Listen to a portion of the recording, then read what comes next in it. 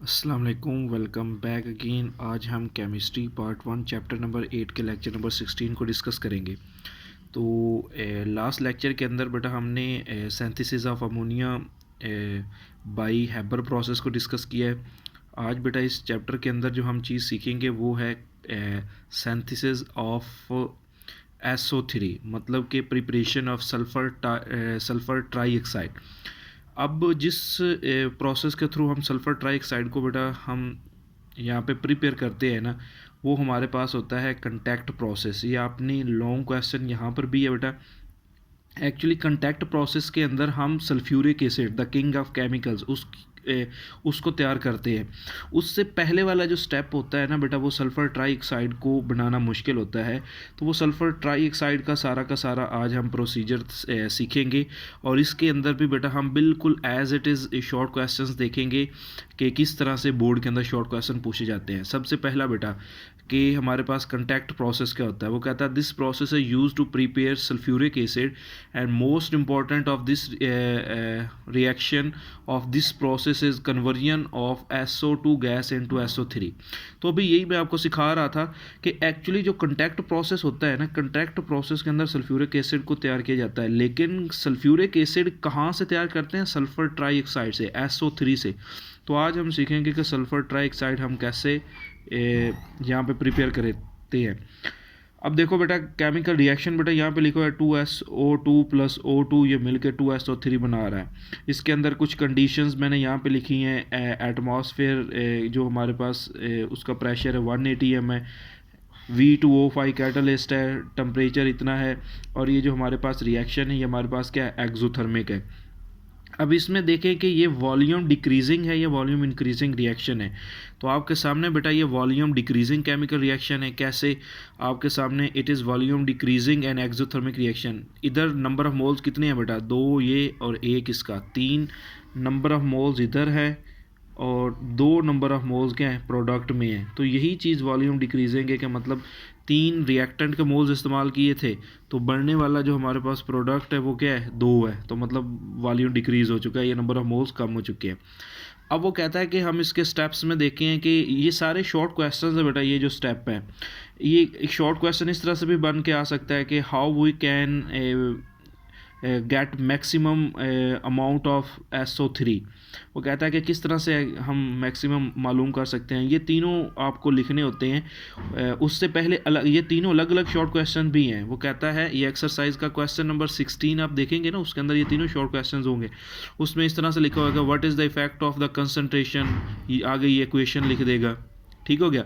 उसके अंदर ऐसा क्वेश्चन होगा कि मतलब कि क्या what happens when SO amount of SO3 is removed.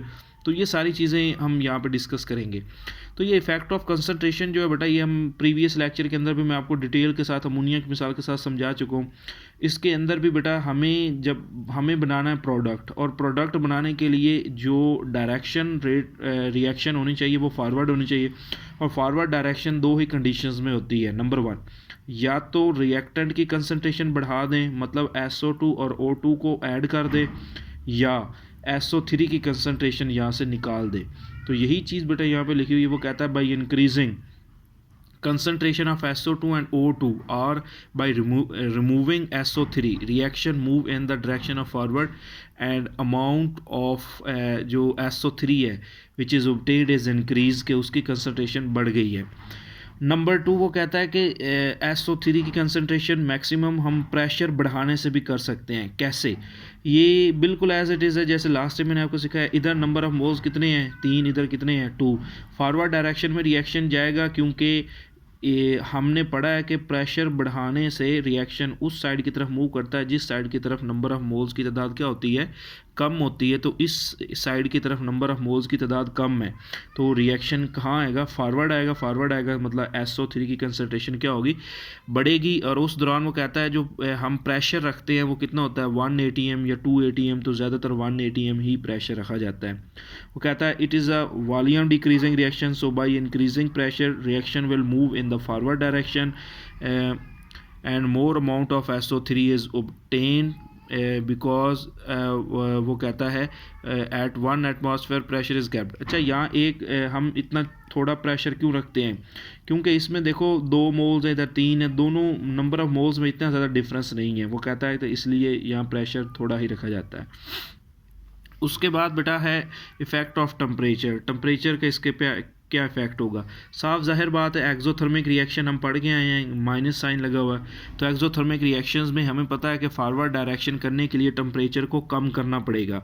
तो कहता है it is an exothermic reaction that is why at low temperature reaction goes forward direction and more amount of SO3 is obtain. और देखो बेटा, start में जब ये reaction होता है ना, तब हमारे पास जो टेम्परेचर होता है ना, वो होता है 650 सेंटीग्रेड होता है। लेकिन वो कहता है कि हमें टेम्परेचर डिक्रीज़ करते हैं वहाँ से 650 से हम कितना डिक्रीज़ करते हैं, 400 से 500 के दरमियान के अंदर, मतलब 450 हम 450 कह सकते हैं, लेकिन 400 से 500 400 to 500 के दरमियान टेम्परेचर डिक्रीज़ करेंगे, तो तब जाके हम मैक्सिमम अमाउंट ऑफ SO3 को यहाँ से ऑब्टेन कर सकते हैं। उसके बाद इसके अंदर बेटा जो कैटलिस्ट इस्तेमाल किए जाते हैं, ज़्यादातर वो कहता है बेहतरीन जो कैटलिस्ट होता है वो वेनेडियम पेंटाक्साइड या V2O5 होता है, या वो कहता है फाइनली डिवाइडेड प्लाटिनम, मतलब कि हम एक प्लाटिनम का टुकड़ा भी इस्तेमाल कर सकते हैं, तो इससे रिएक्शन के रेट को इन्हेंस कराया जा सकता है या उसको बढ़ाया जा सकता है। अच्छा, ये जो नीचे नोट करके मैंने ये ब्लैक से लिखा है ना, ये बुक के अंदर लाइंस लिखी हैं, लेकिन ये रिएक्शंस नहीं लिखे हैं, ये आपको समझाना है।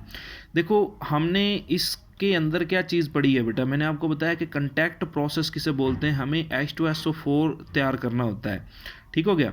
वो कहता है कि सल्फ्यूरिक एसिड हम SO3 से तैयार करते हैं। हमने जितना पढ़ना था फर्स्ट ईयर के सिलेबस के रिलेटेड, हमने SO3 सारा पढ़ लिया है कि SO3 बन गया, उसके इफेक्ट उसके ऊपर किस चीज़ का वो देख लिया। आगे हम थोड़ा सा देखेंगे कि एंट्री टेस्ट के लिहाज से या MCQs के लिहाज से आगे ये आपने लॉन्ग क्वेश्चन पढ़ना है सेकेंड ईयर के अंदर, ये सारी बातें। तो यहाँ बस MCQs के लिए वो कहता है कि जो SO3 होती है बेटा, produce it dissolve in the concentrated H2SO4। अब डायरेक्टली बेटा जो हमारे पास होता है ना SO3, बच्चे समझते हैं कि पूछते हैं कि सर ये डायरेक्टली मतलब वाटर के साथ इसका रिएक्ट करवा SO3 का करवा के हम सल्फ्यूरिक एसिड क्या बना सकते हैं? नहीं, लैब के अंदर नहीं बना सकते। क्यों नहीं बना सकते? ये सेकंड ईयर के अंदर एक शॉर्ट क्वेश्चन है, बहुत ज़्यादा इंपॉर्टेंट है, क्योंकि ये रिएक्शन हाईली एक्सोथर्मिक होता है, ब्लास्ट हो जाता है, वो सारा का सारा सिस्टम ही टूट जाता है, तो इसलिए ये डायरेक्टली हम नहीं बनाते। तो फिर हम सल्फ्यूरिक एसिड कैसे बनाएंगे? सल्फ्यूरिक एसिड बनाने के लिए वो कहता है कि पहले से मौजूद कंसनट्रेटेड सल्फ्यूरिक एसिड लेंगे, उसके अंदर हमने SO3 को डाल देना है। SO3 गैस की शक्ल में होगा, ये लिक्विड में होगा, ये अब्जॉर्व करके ये क्या होगा बेटा, गैस, ये क्या होगा, लिक्विड, ये अब्जॉर्व करके एक नया लिक्विड बना देगा जिसे हम ओलियम का नाम देते हैं, ठीक हो गया। ये भी लिक्विड है और इस तरह से मतलब बनेगा। वो कहता है SO3 को सल्फ्यूरिक एसिड में डिज़ोल्व करके ओलियम बना देते हैं, ठीक हो गया।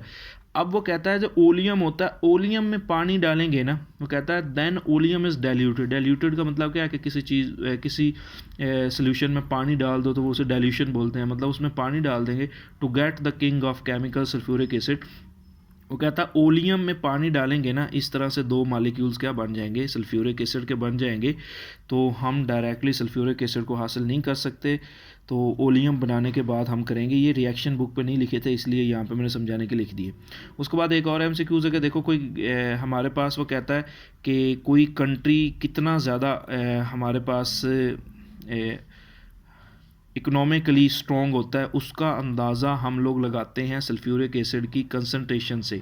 मतलब कि ये जो सारे कंट्रीज़ हैं ना, साल बाद मिसाल के तौर पर पाकिस्तान के अंदर जो हमारे पास सल्फ्यूरिक एसिड की जितनी कंसंट्रेशन बनाई जाएगी ना, उसके हिसाब से अंदाज़ा लगाया जाएगा कि इस जो मतलब कंट्री पाकिस्तान है, इस ये इकोनॉमिकली इतना स्ट्रॉन्ग है, मतलब कि जितना ज़्यादा सल्फ्यूरिक एसिड बनेगा उसका मतलब है उतने ज़्यादा केमिकल्स बनाएंगे। इसको किंग ऑफ केमिकल्स क्यों बोलते हैं, ये भी सेकंड ईयर का एक शॉर्ट क्वेश्चन है। वो कहता है इसको किंग ऑफ केमिकल्स इसलिए बुलाते हैं क्योंकि इस सल्फ्यूरिक एसिड से लाखों बल्कि करोड़ों हम नए केमिकल्स बनाते हैं, ठीक हो गया। तो जब इसका मतलब सल्फ्यूरिक एसिड ज़्यादा इस्तेमाल हुआ है, नए ज़्यादा केमिकल्स बने, इसका मतलब कंट्री क्या है बेटा, उसकी इकोनॉमिकली स्ट्रॉन्ग होगी। ये भी है MCQs था। उसके बाद एक शॉर्ट क्वेश्चन है बेटा, लास्ट लेक्चर के अंदर भी मैंने आपको समझाया था। तो ये एक्सरसाइज का क्वेश्चन नंबर 16 है। आपने क्वेश्चन नंबर 15 वो हैबर प्रोसेस के रिलेटेड है, वो सारे मैंने आंसर दे दिए हैं। ये 16 का C पार्ट है, आपने एक बार वो सारे एक्सरसाइज से देखनी है। बाकी मैं समझा चुका हूँ, एक शॉर्ट क्वेश्चन था, मैंने कहा कि एक का लिख देता हूँ, बाकी आप समझ जाएंगे। वो कहता है इन्फॉर्मेशन ऑफ SO3, वो कहता है जब ये सारा प्रोसेस अभी मैंने आपको सिखाया है SO3 बनता है, रिएक्शन इज एक्सोथर्मिक, रिएक्शन वो कहता है एक्सोथर्मिक है, but still temperature is 450 and 500 Celsius grade required to increase the yield of SO3। अच्छा, वो इसका सवाल पता है सादा अल्फाज में क्या है? वो कहता है कि मैंने आपको बताया है ना कि टेम्परेचर डिक्रीज़ करना चाहिए हमें SO3 की कंसनट्रेशन बढ़ाने के लिए, लेकिन वो कहता है फिर भी हम ये 450 से 500 क्यों टेम्परेचर रखते हैं? मतलब कि हम जितना टेम्परेचर डिक्रीज़ करेंगे SO3 की तो कंसनट्रेशन उतनी ज़्यादा आएगी, तो हम इतना टेम्परेचर क्यों रखते हैं? अब क्यों का आंसर ये है, ये लास्ट लेक्चर के अंदर भी मैंने अमोनिया वाले में भी आपको सिखाया था। वो कहता है इफ़ टेम्परेचर इज़ केप्ट लो, अगर टेम्परेचर को हम कम करते हैं, रिएक्शन विल स्लो।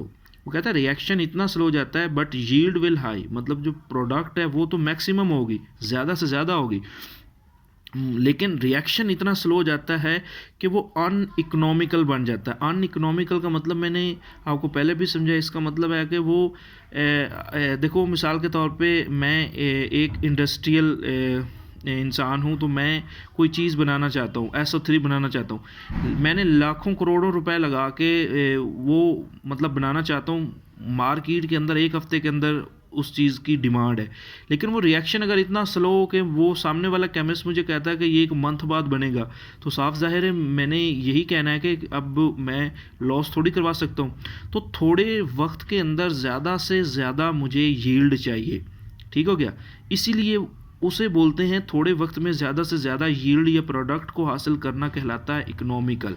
तो अन इकोनॉमिकल का मतलब है कि टाइम ज़्यादा लगता है, यील्ड थोड़ी बनती है। वो कहता है अपना वक्त बचाने के लिए हम क्या करते हैं, मॉडरेट टेम्परेचर लेते हैं, टेम्परेचर यहाँ पे रखते हैं, तो फिर हम मैक्सिमम उसको यील्ड लेते हैं, तो जिसको इकोनॉमिकल रिएक्शन का नाम देते हैं।